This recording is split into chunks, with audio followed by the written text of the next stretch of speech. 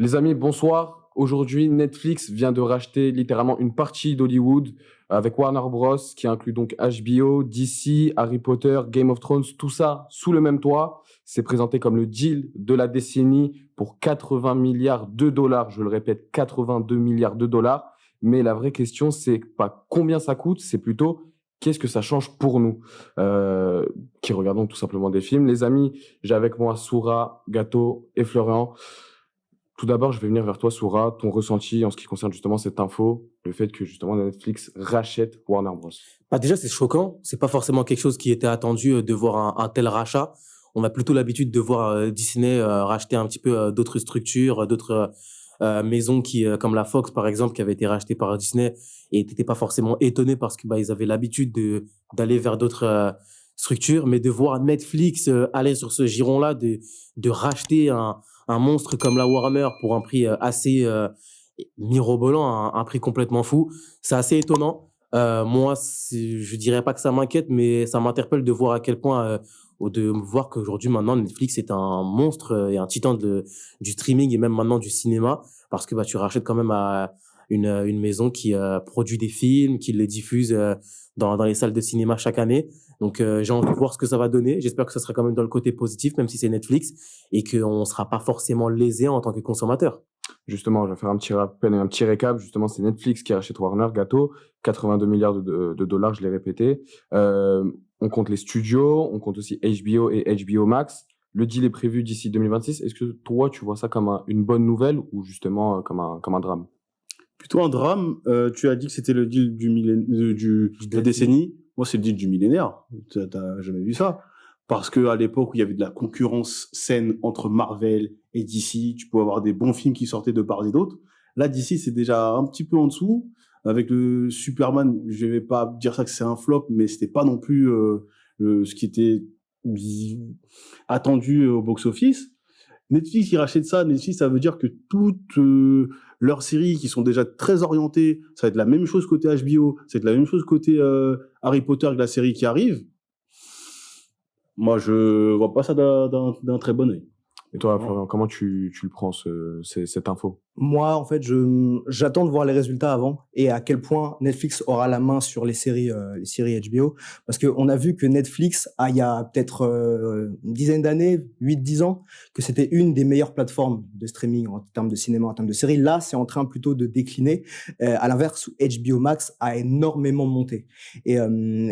Et je pense, en tout cas, j'espère que Netflix n'aura pas autant la main que certains peuvent le dire et que HBO, ce sera une antenne de chez Netflix, mais qu'ils auront quand même leurs moyens de faire leurs propres séries, leurs propres films et d'avoir leur propre patte artistique dessus. Parce qu'on sait que Netflix, ils adorent faire beaucoup de coupes, ils adorent faire des séries pour les gens qui regardent leur téléphone, qui regardent TikTok en même temps. Et HBO Max, on l'a vu avec The Last of Us. Alors, il y en a qui n'ont pas trop aimé The Last of Us, mais on a vu qu'il y avait quand même beaucoup d'idées narratives, qu'il y avait beaucoup d'idées narratives et beaucoup de narratives visuelles, pardon.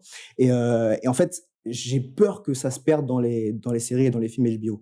Et puis en plus, il y a tout ce côté aussi, évidemment, Soura, je crois que c'est Soura, toi qui en as parlé, sur comment dire le monopole.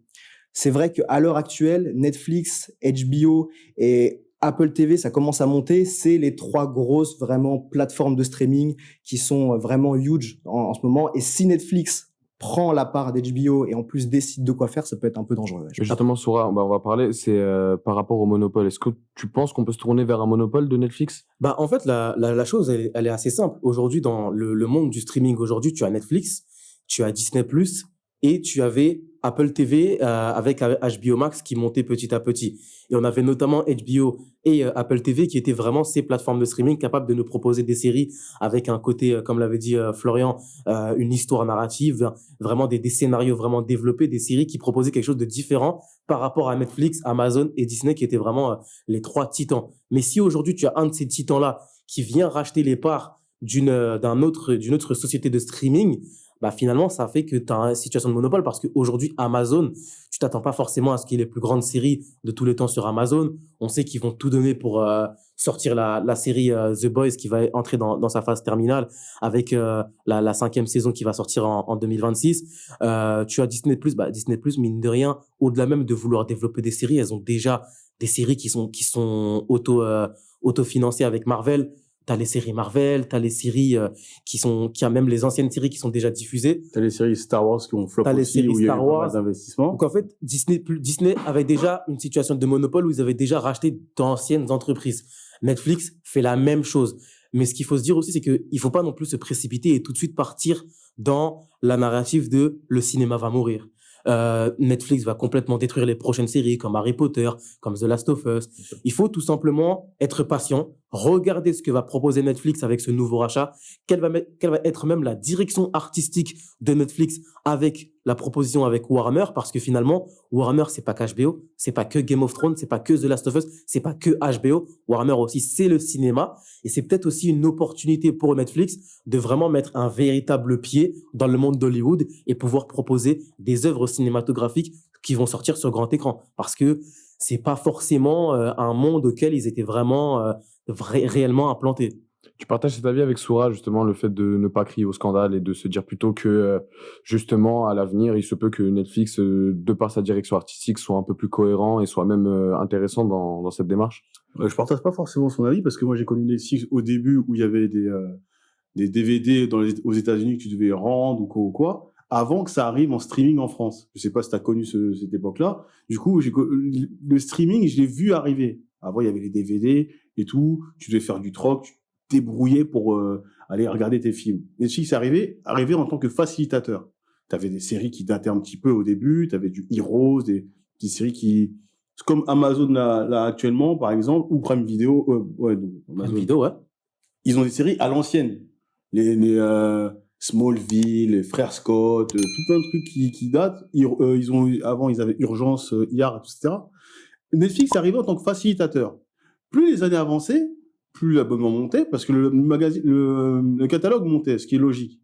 Mais depuis 2021... Ouais, 2022, ouais. Là où il y a eu l'émergence de Stranger Things, où il y a eu l'émergence de leur propre série, ils ont complètement délaissé les autres séries, ce qui est normal. Mais la qualité en tant que telle, ils sont plongés dans des choses où je me ressens pas du tout. Après, on va pas se mentir, Netflix, ils ont beaucoup. Je te coupe vite fait. Mais Bien sûr. Le problème, c'est que Netflix, on va pas se mentir. Tu parlais des séries qui font et qui marchent, qui cartonnent. Il y a beaucoup de séries qui ont eu le sigle Netflix, qui n'étaient pas des séries Netflix, qui ont été des séries qui ont été achetées, genre par exemple You ou La Casa de Papel. Bien sûr. Et bah c'est vraiment, en fait, ça prouve qu'ils sont pas en termes de rachat, c'est pas nouveau le rachat Netflix. Et du coup, je pense que là, comme disait Soura, ils passent un cap.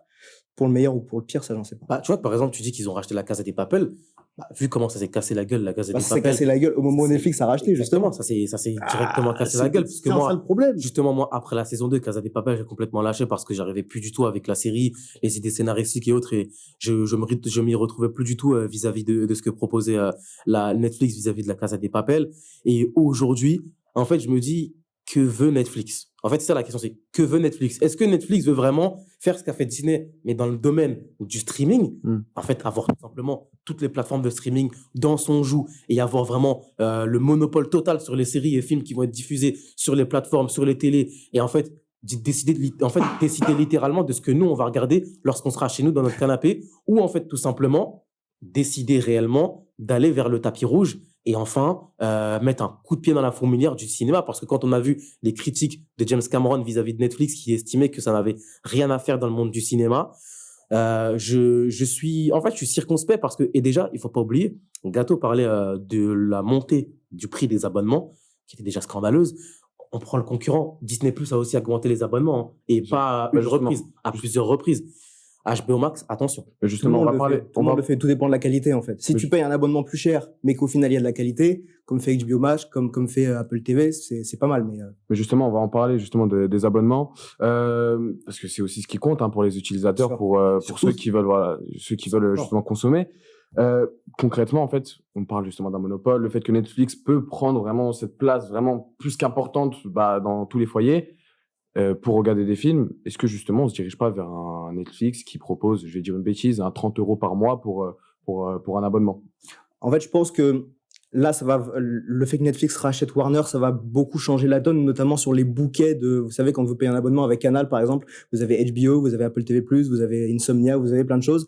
Là, si Netflix a racheté Warner Bros. Et donc HBO, ils vont aussi avoir HBO Max. Donc, est-ce que HBO Max va pas sortir de Canal+. Ah, mais il y a aussi le fait que HBO Max va sortir d'Amazon. Parce que moi, j'ai acheté un HBO Max Ah, c'est via possible, ça Amazon. Attention, et Ah, en je plus savais même de pas. ça, donc tu perds HBO Max, tu peux perdre potentiellement Eurosport sur Canal+. Ouais, Il y avait un possiblement. petit épisode l'année dernière où il n'y avait pas eu les accords, avant que Netflix rachète tout ça, hein. Il n'y avait pas eu les accords. Eurosport est sorti de Canal une journée. Ils sont très vite remis en cause parce qu'il y avait l'Open d'Australie qui arrivait juste après. Mais là, est-ce qu'on va se diriger vers un abonnement à 25 € par mois? En fait, 25 €, c'est déjà c'est juste 5 euros de plus. 5 € de plus que ce qu'il y a actuellement pour l'offre familiale 4K. C'est ce que j'ai besoin. Après, Ce sont mes besoins. Au-delà de l'abonnement, c'est comment aussi nous, on va adapter notre abonnement. Parce que il disait par rapport au bouquet MyCanal, mais moi, j'ai acheté HBO sur Amazon, pas via le bouquet Canal.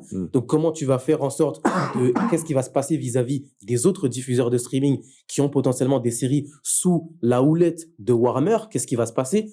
Ceux qui sont encore, par exemple, sur OCS, est-ce qu'ils auront encore Game of Thrones qui sera présent pour pouvoir regarder leurs séries qu'ils ont envie de voir et les épisodes qu'ils n'ont pas pu regarder? C'est vraiment, en fait, il y a un total bouleversement du monde du streaming où qu'est-ce qui va se passer vis-à-vis d'autres sites qui avaient certaines séries, que ce soit sur HBO, que ce soit sur Warner, ou même certains films, des films de la Warner, qui étaient peut-être, par exemple, sur Amazon, Parce que, ou autre. le Ça va problème, peut-être sortir du bouquet à Amazon. parce que le finalement. problème de l'abonnement, tu ne prends pas un abonnement que pour le sport, que pour le cinéma, ou que pour les séries. Le problème, ça va être, tu vas devoir combiner.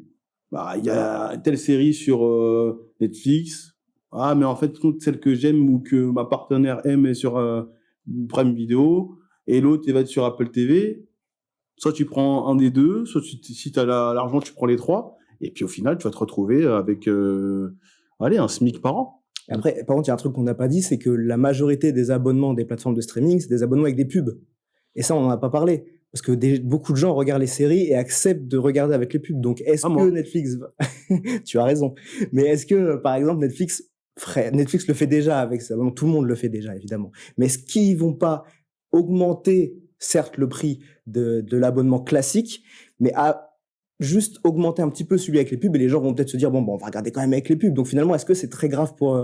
Mais justement, pour parler de la production des séries et de la qualité, est-ce que justement on va pas se tourner vers peut-être un déclin encouragement de l'originalité avec justement, je vais prendre l'exemple par exemple d'un Harry Potter. Est-ce qu'on va avoir 50 spin-offs? Est-ce qu'on va avoir une dizaine de séries d'essais? Ou alors à l'inverse, on va avoir vraiment des productions beaucoup plus sérieuses qui vont pas forcément se baser sur ces licences-là? C'est quoi la dernière production sérieuse de Netflix à part Stranger Things? C'est ça le problème. C'est Ça, le problème, c'est en fait, je pense qu'il y en a toujours, mais le gros du tas, c'est des... Il y a toujours lesquelles elles sont absorbées par le sponsoring sur Stranger Things. Ils ont fait je sais pas si t'avais entendu, ils ont fait un film avec Millie Bobby Brown et Chris Pratt, je crois, un truc avec des animatroniques, je sais plus exactement le nom, il faudrait retrouver le nom, où ça a coûté 250 millions, 50 millions de plus que Dune. Au final, les gens ont regardé, vu que c'était top 1 dans plein de pays du monde, mais par contre, la critique était catastrophique. C'est comme les derniers la trilogie qui était sortie, qui était fait par Zack Snyder. Rebel Moon. Rebel Moon.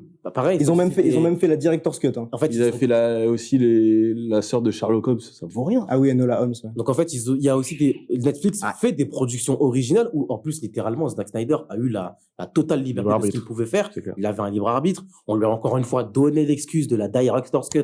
On va attendre. Et finalement, ça n'a pas fonctionné vis-à-vis de Netflix. Donc aujourd'hui, en fait, le problème, c'est pas le rachat, le problème, c'est qui l'achète. Exactement. Si c'était par exemple HBO qui avait fait cet achat-là, ou Apple TV qui avait fait un tel achat, quand on connaît les séries de qualité qu'ils ont su proposer, Pluribus, Game of Thrones, on aurait eu un avis différent. Justement, Gato, et toi, comment tu prends cet avis-là Je vais attendre, de toute façon, il n'y a pas le choix. Et puis, moi, le métier que je fais, j'ai la chance de ne pas avoir besoin d'IPTV. Et pour finir la vidéo, je suis quand même assez déçu de la nouvelle parce que je m'étais éloigné de Netflix petit à petit. Et là, je suis obligé pour regarder les séries de mon enfance, je vais devoir composer avec eux grandement. Donc, c'est dommage. Et vous, est-ce que justement vous aimez cette idée-là d'avoir justement un seul géant avec justement cette fusion, ou est-ce qu'on peut appeler ça même un monopole, tout simplement? Une fusion. Ouais. C'est pas trop une fusion, parce qu'une fusion, il y a quand même un accord des deux parties. Là, c'est vraiment un rachat. En tout cas, dites-nous en commentaire ce que vous en pensez en ce qui concerne la hausse des prix, la création, l'originalité, justement. Est-ce qu'on en attend beaucoup plus maintenant de la part de Netflix? N'hésitez pas à liker, à partager tous les fans de cinéma. Sur ce, Je vous souhaite une très bonne journée.